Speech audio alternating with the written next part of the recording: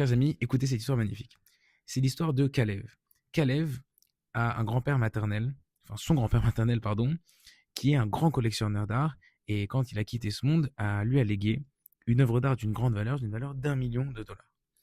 Au moment où son grand-père décède et donc lui lègue l'œuvre d'art, Kalev devait partir en Afrique pour du business, et il part, et malheureusement, alors qu'il est en Afrique, éclate la pandémie du Covid-19, dont on se souvient, et donc il reste bloqué en Afrique pendant un an.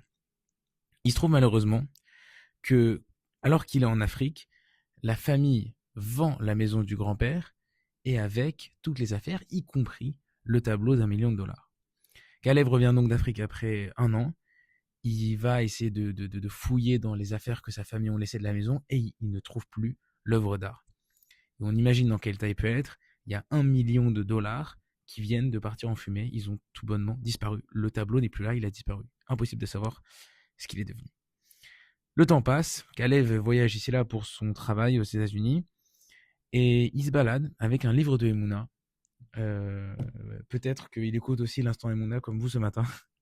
Et un jour, dans le livre de Emouna, il lit l'idée que nous avons évoquée hier, qui est que toute la conduite qu'a Hachem avec nous dépend de nos actes.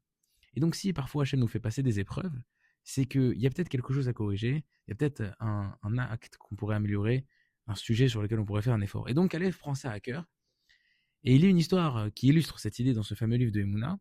On raconte l'histoire d'un monsieur qui a eu des problèmes de business parce qu'il devait de l'argent. Il avait des dettes qui n'étaient pas réglées. Et évidemment, dans l'histoire, il les règle et puis tout va pour le mieux. Et donc Kalev, lorsqu'il ferme le livre, se demande, ah ouais, moi aussi j'ai des problèmes, j'ai perdu beaucoup d'argent, il a encore au travers de la gorge l'histoire du tableau d'1 million de dollars qui a disparu, comme on peut l'imaginer. Et donc il se pose lui aussi la question, il dit peut-être que je dois de l'argent à quelqu'un. Et effectivement, il se rappelle que juste avant de partir en Afrique, il avait eu un problème de passeport, donc il avait dû refaire son passeport en urgence, et pour refaire son passeport, il avait eu besoin de nouvelles photos. Et donc il était allé faire des photos chez un petit commerçant du quartier, et après avoir fait les photos et les avoir commandées, le temps qu'elles tirent, etc., le temps que le commerçant les tire, pardon, en fait, il en avait retrouvé d'autres, et donc il s'est rendu compte qu'il n'en avait plus besoin, et donc en fait, il n'était jamais allé chercher les photos, alors que le pauvre monsieur, lui, les avait fabriquées, et ça lui avait coûté de l'argent. Et donc, plus d'un an, je sais même pas, ça serait peut-être 1 an et demi, 2 ans après, elle est partie en Afrique, donc 2 ans après avoir fait les photos, Kalev retourne chez ce petit commerçant de quartier, chez ce petit photographe, il lui demande pardon, etc., il lui paye, donc le monsieur lui donne les photos, il dit voilà, elles vous attendent, 57 $. Kalev les paye, très content, il est très heureux d'avoir fait une bonne action, il sent qu'il se sent allégé, soulagé d'un poids. Et alors qu'il tourne le dos au commerçant pour se diriger vers la sortie, le photographe l'arrête et dit monsieur, vous m'avez pas dit ce que vous vouliez faire avec le tableau. Alors là, Kalev s'arrête, il est stupéfait, il se retourne, il dit le tableau? Quel tableau? Il dit bah monsieur, vous vous souvenez pas? Il dit quand vous êtes venu faire les photos pour votre passeport, vous aviez avec vous un tableau et vous vouliez me le laisser quand vous avez vu que je faisais je sais pas trop comment on dit, de la restauration d'art, parce que le tableau était un peu abîmé, donc vous m'avez laissé le tableau, et il fallait que j'évalue ce que je pouvais faire, ce que je pouvais pas faire, il fallait qu'on en reparle du coup quand vous deviez venir chercher les photos une semaine plus tard, mais comme vous êtes jamais venu, bah, le tableau est là depuis 2 ans, alors qu'est-ce que vous voulez que je fasse avec le tableau? Et là, Kalev est sous le choc, et en fait il comprend que, il sait pas pourquoi, il a complètement oublié qu'effectivement il avait laissé le tableau chez ce monsieur. Vous imaginez mes chers amis, c'est qu'Alev n'avait jamais pris à cœur, n'avait jamais fait cette instruction de dire mais est-ce que je dois de l'argent? S'il avait jamais fait l'effort de venir payer 57 pauvres dollars à ce monsieur pour des photos, il n'aurait jamais retrouvé son tableau.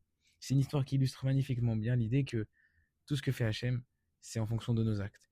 Et quand on veut corriger nos actes, Hachem nous ouvre la voie, et parfois il nous fait traverser des épreuves justement pour qu'on se remette en question et qu'on améliore un point. Ici, Kalev a fait l'effort de faire cette instruction, Hachem l'a guidé dans le bon chemin, il lui a ouvert les yeux sur ce qu'il fallait corriger, rendre l'argent qu'il devait, et il a guidé ses pas. Quand on a la volonté de s'améliorer et qu'on fait l'effort d'écouter le message d'Hachem et de comprendre que ce que fait Hachem, c'est jamais un hasard, il y a toujours un message, alors Hachem nous guide dans le bon chemin et il nous retire tous nos problèmes et il nous n'envoie que des brachot comme ce fameux Kalev qui a retrouvé ce tableau d'1 million de dollars. Je vous souhaite une très belle journée, plein de bonnes choses.